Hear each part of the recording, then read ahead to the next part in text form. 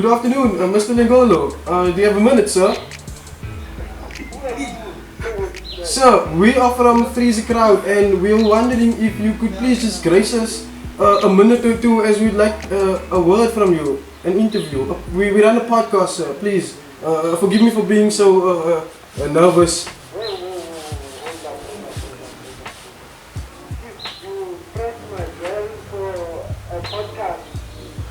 Yes, sir.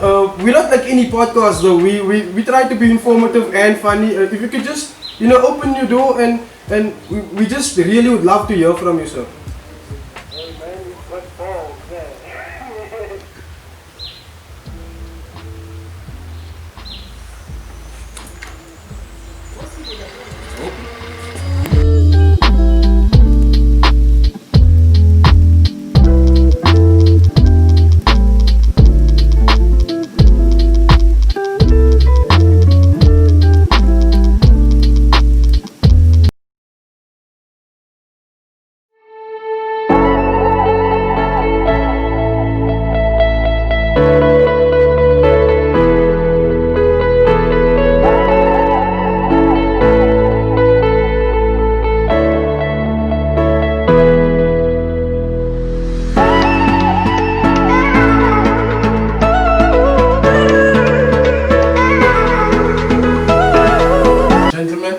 Who are you and what business do you want here? Three of a crowd. Do you know who I am? You don't even know who I am. You just come here and you're budging, you want to discuss. What did you say? Who was speaking here? Was it this chap? It was me, sir. We just wanted to hear your thoughts on. We know you are an esteemed politician in your profession, and we just wanted a word from you and your take on things. That's all, sir. You didn't even close my gate. You expect me to come discuss politics with such three's a crowd? You're already a crowd here. You're not closing gates. Great. Do you know what's your name? What's your name? What's your name? My name is Zamo. Zamo. Yeah. My name is Johannes van der Quibus. My name is Gabriel Panda, aka Skeezy. Johannes, Quibus, all of you, come inside.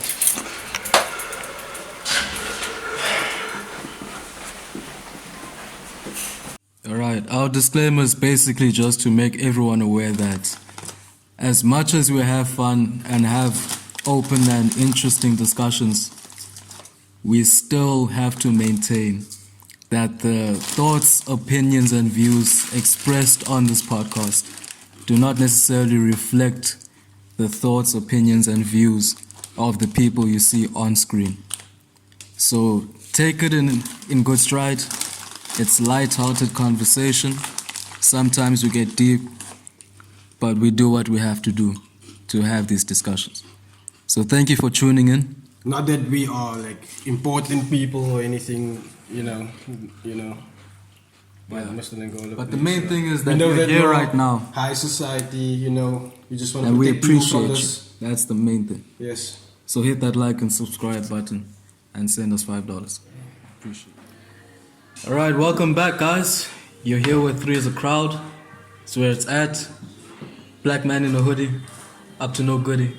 We came here to boogie. We got music in the background. We got music in the background now.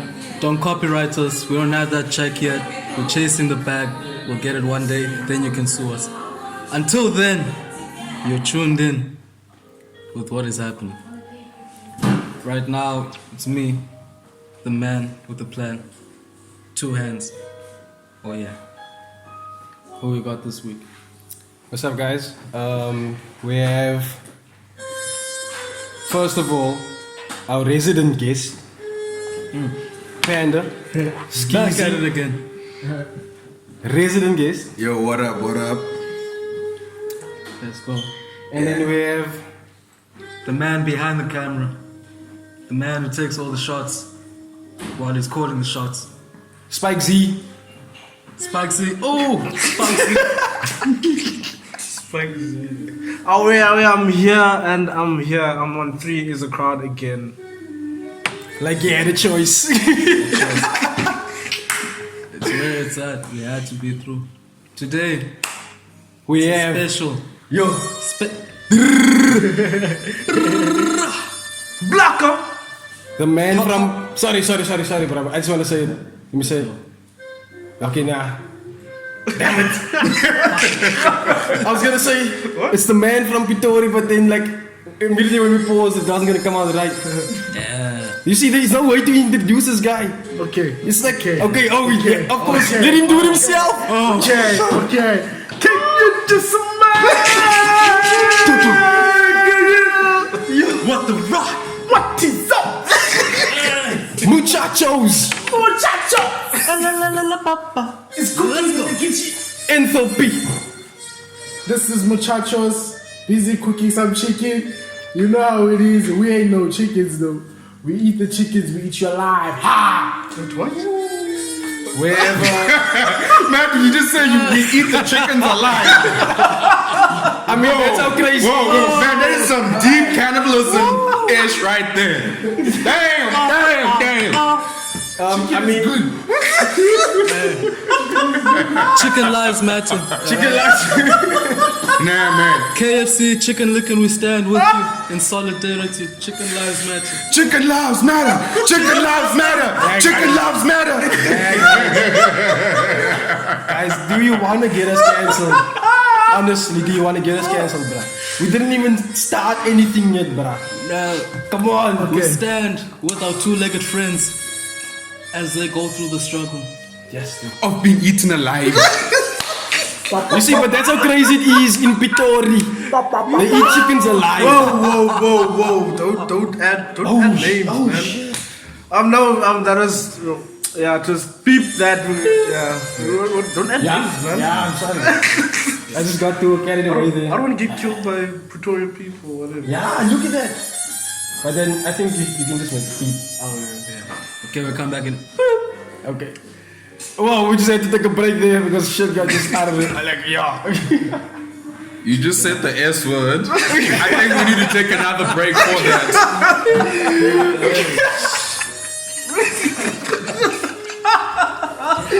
Let's make great chaos, bro. Chaos. Hey, I was introducing myself. Yes, bro. Can you just smile? Bro, it's Taco Tuesday. It's Chicken Tuesday. That's where we're at now. Yes, dude. A warm, hearty meal for warriors who are here to have the real discussions in life. Ask the real questions. Get down to the source of life. Oh, yeah. So I would just like to know, man, to get this off. What the hell is going on in South Africa? Cyril, where's my check, Cyril? That's what I need to know. Well, I'm still waiting for my 350. You were supposed to go and Hey, man, apply. some of us got declined.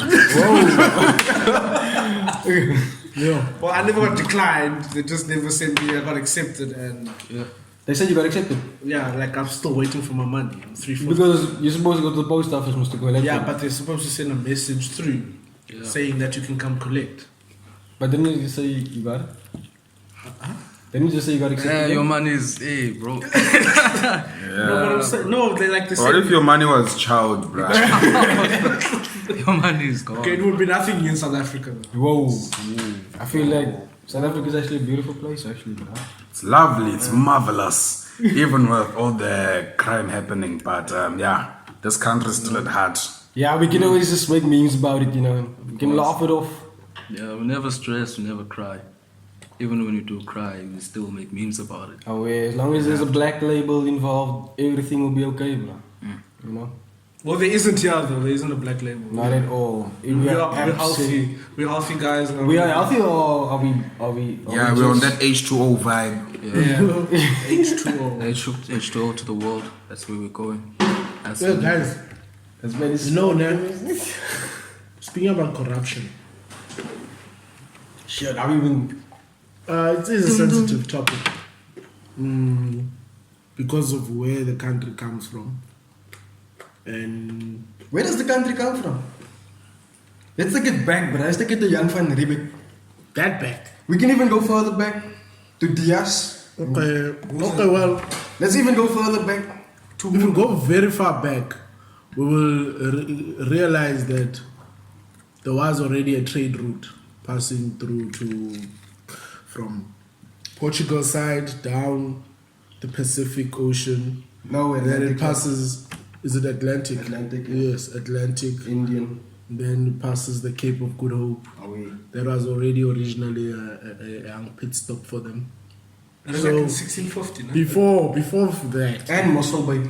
even before, I think in the 1500s already there was there's literature of Africa. sailors Passing by. passing by. Some stay behind, of course. You might find you need some French sailor always there supervising, knowing the French vessels coming. It was something like a harbor. Yeah, well, a young engine. Yeah, a harbor. Pit stop one way. However, like I feel like a lot of literature is not being shown to us Bruh. in terms of like how were the dynamics back then. I Because will forward you. I've got some articles that I've been reading in this one, like historical module we're doing of education in South Africa, and they literally like these articles literally lay it out, bruh, from like when Jan van Riebeeck came here up until maybe like 1994. yeah, The way education was brought here, and that was here, and like how it developed into what we know, like up until the that. education part. And a lot of these things you like inadvertently know in a way, but which maybe just didn't like realize it. You know what I always ask myself? We know that there was white people. I won't say Europeans and other people of other descent in the country. Here already. Yeah, There's Khoisan and your African. But I don't mean like inside. No. Oh, you mean like on the coast? On the coastal areas, Yeah. Springbok side, down the whole Northern Cape, down those beach fronts. You even find those sank vessels. Those of them. Yeah. You find there's been a new sighting there of some a ship that sank, and What they found year? the cannons. They found 14 something. Hey man, I saw that thing, wasn't it? I know what you're talking about. I saw it in the news. Yeah, and the guy found it is a normal sailor. Yeah. I mean, And then he still told his bride, and they were like, nah, keep quiet first, let's go again. Yeah, I saw that on the news, yeah. exactly. Yeah, so He's still that ship was from 14 something. Oh, So what I'm trying to say is now we are being told, or like in a lot of people's minds right now, it's like, okay, Van Riebeeck, 1600. they don't even know what he Came did, here. bruh. So that's what I'm asking myself. The reason why he's so popular, what is it? He was a navigator, and he was a colonial administrator. Exactly.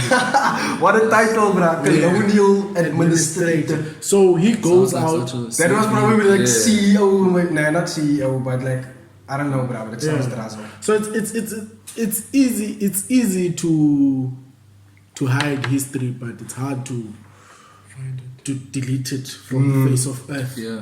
So hence why, like, they couldn't say there was no Van Riebeeck. Yes, there was a Van Riebeeck.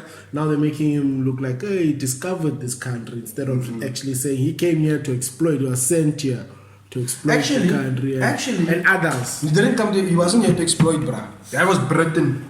What Van Riebeeck came to do, and it was like you said, it was a trading station, right?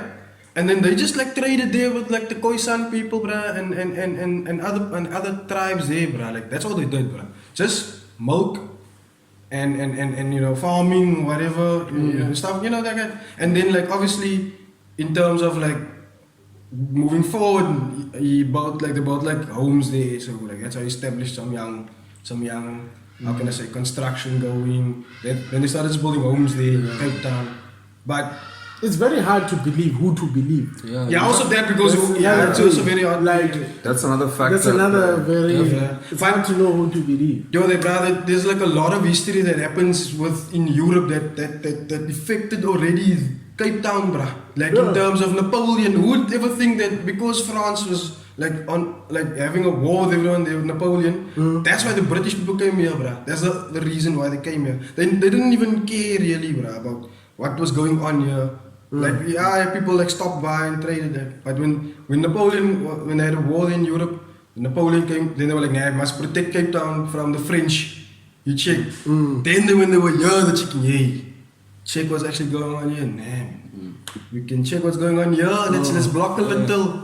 And then summer, there the power started, bruh. Yeah. And that's the thing, like. That's why the Dutch and the English are also like not the best of friends, like in terms of history. But what do we do when it comes to the land question? Bruh, I'm gonna tell you what we do, bruh. First of all, it was no one's land, bruh. People just like loved us. No, but like the thing is, I know it's gonna sound. I'm not sure it's gonna sound. Bad. No, can I continue quickly? Alright.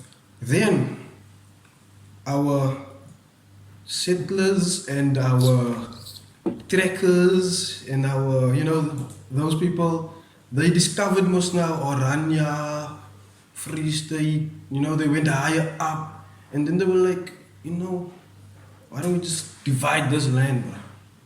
Yeah, amongst them. Yeah, there's the natives. They'll do their own thing. We can trade with them. But in terms of land, we will take this portion now for us. And yeah, bruh, like in the Western Cape, it's not so huge because like they started there. But what I'm asking is, what do we do now? I'm just giving you the history, because you must do what you want to do. What do we do now? I think anxiety.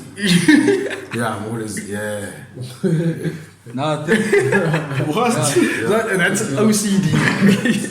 yeah, OCD. Because I feel like these conversations we're having, yeah, it's nice to speak about the history and stuff, yes. However, we should ask ourselves questions and discuss solutions. It will be more productive as youth. So hence why I'm like, let's stick to a question. Okay, not let's, but I want this question to be answered. What do we do now? You see, that's one thing I want to figure out.